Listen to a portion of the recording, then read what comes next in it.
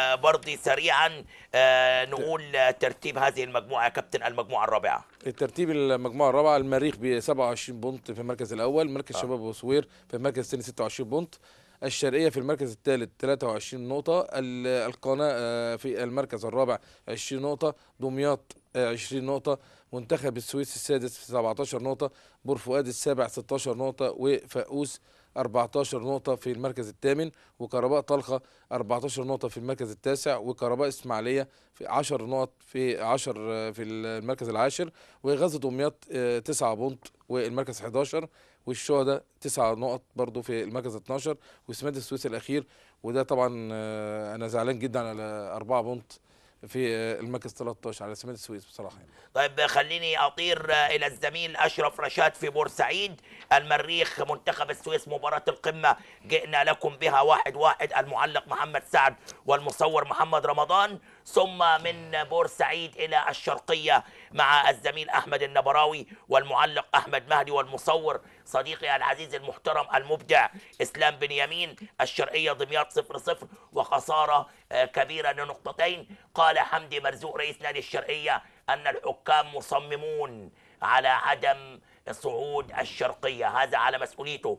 ولكن بعد هذا الفاصل وهذين التقريرين معي مفاجأة من العيار الثقيل: تزوير في الشرقية ولاعبين من مواليد 98 تم تزوير استغناءاتهم في غفلة من الزمن، ومفاوضات قوية سنكشف عنها في هذا الإطار، وتحقيقات في النيابة ومحاضر في أقسام الشرطة بعد هذا الفصل.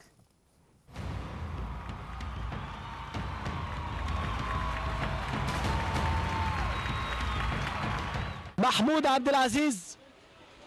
عبد العزيز على التنفيذ، وهنا الكرة تعانق الشباك وتعلن عن الهدف الأول والفرحة الأولى، ليعلن الفيدباك عن أولى الأهداف، وتنتزع الكرة لاهات أحمد عبد الرازق، ومحاولة بورسعيدية من أجل فك الطلاسم الدفاعية للسويسة، وإبراهيم خليل والعرضية والرأسية، ويا سلام مصطفى جعفر السوبرمان يأتي في كل مكان وزمان ويحرز هدف التعديل. تقريبا الاتحاد ما رضاش يأجل ماتش لينا، واحنا عندنا ماتش الاربع الجاي، وعندنا ان شاء الله ماتش في الكاس يوم. طبعا ضغط المباريات بيفرق طبعا، ممكن اللعيب ما يديش 100% من الطاقه اللي عنده، بس طبعا النهارده ما احنا كنا افضل، ومع ذلك برضه احنا بنلعب على المكسب، بنلعب على الفوز. حضرتك شايف الماتش احنا احسن بكتير، وصلنا اكتر من كذا مره.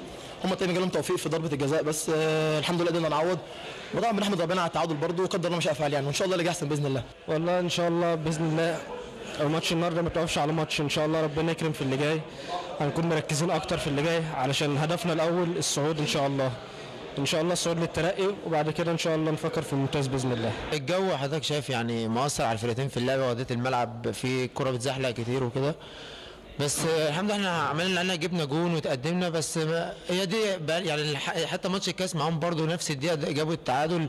هي في توفيق في الكوره عايزه تخش، يعني لو تعادلت 100 مره مش هتخش، بس الحمد لله احنا عملنا اللي علينا، جايين ان احنا نلعب على المكسب، ما جاش مكسب. فرقه المريخ برضو فرقه كبيره وفرقه بتنافس اول المجموعه، فالتعادل برضو مش وحش، بس الحمد لله يعني ان شاء الله نعوض الماتشات الجايه. ان شاء الله احنا في دعم في خط الهجوم، في 2 تقريبا رؤوس حربه، وفي مهاجم متاخر، وفي ظهير يمين ان شاء الله هنحاول ان احنا نجيبه بحيث ان احنا ندعم كل الخطوط. الفرقه طبعا في موقف النتائج بتاعتها نتائج مش طبيعيه. الفرقه قبل ما ناجي كانوا بيلعبوا مباراه كويسه قوي، لكن مفيش توفيق، ففقدوا الثقه في النفس، ودي مهمه جدا جدا. فاحنا حاولنا بقدر الامكان من اول مباراه المريخ لما جينا لعبنا في مباراه الكاس ان احنا نستعيد الثقه في انفسنا وفي اللعيبه بتاعتنا، وبنمشي بقى واحده واحده. يعني احنا دلوقتي كل المباريات اللي بره ملعبنا مباريات صعبه، فبنحاول ان احنا نعمل عمليه اتزان، ان احنا ندافع كويس قوي ونلعب على الهجمات المرتده، بحيث ان احنا اذا جبنا هدف نقدر نحافظ عليه. الحمد لله على النتيجه وخروج المباراه بدون اصابات، ويمكن حضرتك شايف عامل الجو النهارده كان مؤثر على اللاعيبه، ويمكن برضو بدانا نخش في الشد العصبي شويه، اللاعيبه مستعجله على 3 بونت، والحمد لله على النتيجه، وبنعود ان شاء الله في المباراه القادمه ان شاء الله. طبعا مباراه قويه، مباراه يعني ما بين اكبر الفرق واقوى الفرق في المجموعه الرابعه. الاثنين سبق ليهم ان هم شاركوا قبل كده في الدوري الممتاز. منتخب السويس سجل 18 مشاركه قبل كده في الدوري الممتاز، نادي المريخ سجل 8 مشاركات، ويمكن كده عشان كده المباراه قويه. في مباراه متوسطه المستوى استطاع نادي المريخ ونادي منتخب السويس بالخروج الى المباراه ببر الامان والتعادل الايجابي بهدف لكل منهما. كان معكم من بورسعيد اشرف رشاد، تلفزيون القاهره، برنامج كرة بلدنا.